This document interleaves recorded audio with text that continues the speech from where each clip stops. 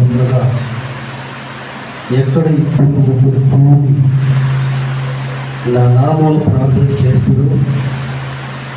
నా నామం కీర్తించడం వారి మధ్యలో సంచరిస్తున్న దేవుడు ఇప్పుడు మన మధ్య నిలబడి ఉన్నాడు. వాక్యం చెబుతున్నప్పుడు దయచేసి అటువైపు తిరుగుతూ పిల్లలు కూడా చెప్తున్నాను, జాగ్రత్తగా కూర్చొని వాక్యం వినండి. ఇక్కడ ఎవరు మాట్లాడుతున్నారా ఆ మనిషిని చూడదు, కానీ ఆ మనిషి ద్వారా వస్తున్న స్మరణ మాత్రం ఉంది. ఎవరైతే ఆత్మ చెప్పమాట పెట్టారో వారు కట్టబడతారు. హల్లెలూయా. హల్లెలూయా. ప్రార్థన చేసుకుని వాక్యంలోకి వెళ్దాం. ప్రార్థన చేసుకుందాం. జీవాధిపతి అయిన నా ప్రభువా, నిత్యము పరిశుద్ధుడు పరిశుద్ధుడు పరిశుద్ధుడని వివేల దూతల చేత కొనియాడబడుతున్న నా ప్రభువు, ఇదిగో మరొకసారి నీ పాదములు వెదడి నా శిరములు వచ్చి అడుగుతున్న విజ్ఞాపన వేమనుక ప్రభువా. అయ్యా, బలహీనుని భక్తి తండ్రి, బలహీనుని ప్రభువా, జ్ఞానము లేని వాడిని ఈ వాక్యం ప్రకటించడానికి ఏమాత్రం శక్తి లేని వాడిని తండ్రి, నీ ప్రజలు ఎదురు నిలబడుతుండగా నా జ్ఞానాన్ని నా బలాన్ని మరుగుపరిచి పరిశుద్ధాత్మ దేవ నా పైన నీవే అధికారం చూపించి నీ ప్రజలతో నీవే సూటిగా మాట్లాడమని యేసు నామములో అడుగుచున్నాము తండ్రి. ఆమేన్. హల్లెలూయా.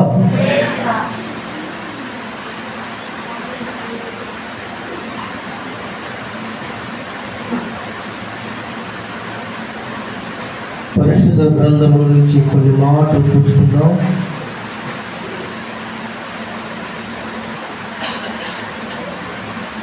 సౌలుది ఏ గోత్రమా తెలిసిన? ఏ గోత్రం? బెన్యామీను గోత్రం. కొన్ని మాటలు ఆ యొక్క గోత్రం నుంచి కొన్ని మాటలు చదువుకుందాం. 2వ సమూయేలు రాసిన పత్రిక,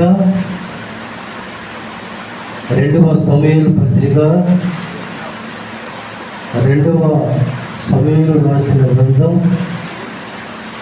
21వ అధ్యాయము 3వ వచనం. 21వ అధ్యాయము 3వ వచనం. లైక్ తీసుకురండి.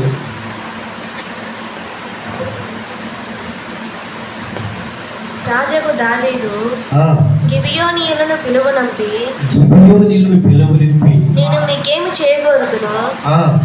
యెహోవా స్వాస్థ్యము మీరు దీవించినట్లు, యెహోవా స్వాస్థ్యము దీవించినట్లు దోష నివృత్తికై దేని చేత నేను ప్రాయచిత్తము చేయుదనని వారిని అడుగగా గిబియోనీయులు సౌలు అతని ఇంటి వారి ఇంటి చేసిన దాని నిమిత్తము ప్రాయచిత్తము కలుగుటకై వెండి బంగారులే గాని ఇశ్రాయేలులో ఎవరినైనా చంపుటయే గాని మేము కోరుకొనలేదు. అంతటా దావీదు మీరేమి కోరుదురో దానిని నేను మీకు చేయుదునని అనగా వారు మాకు శత్రువులై మమ్మల్ని నాశనము చేయుచు. ఇదిగో వాళ్ళ గుణాలు చెప్తాయనండి. ఒకటి, వారు నాశనం చేసేవారు. ఇశ్రాయేలు సరిహద్దులలో ఉండకుండా మేము లయమగున్నట్లు మాకు హాని చేయి ఉద్దేశించగలిగిన వారు కుమారులలో ఏడుగురిని మాకు అప్పగించుము. వారు యెహోవా సన్నిధిలో వారికి దూషిస్తాను రాయబడింది. ఈ మాటలు కొంచెం జాగ్రత్తగా వినండి. ఆడ జరిగిన సందర్భం ఏంటంటే, గిబియోనీయులు ఎవరంటే యెహోషువ కాలంలో వీరు ఇశ్రాయేలు ప్రజలు కాదు. కానీ యెహోషువ కాలంలో వారు దొంగతనంగా కపటపు బుద్ధి వాళ్ళు ఉంచుకొని యెహోవా చేత ఒడింపుగా ప్రమాణపూర్వకంగా ఇశ్రాయేల్ సైనికులు చేరినవారు. ఎవరు వీరంటే గిబియోనీయులు. ఈ గిబియోనీయులు సౌలు యొక్క కుమారులు. వారు ఏం చేశారంటే వారి సంతతిని అధమర్చడం జరిగింది నిష్కారణంగా.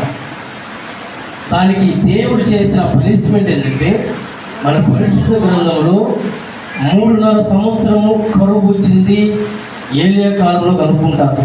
కానీ ఇక్కడ ఇంకొకటి ఉంది.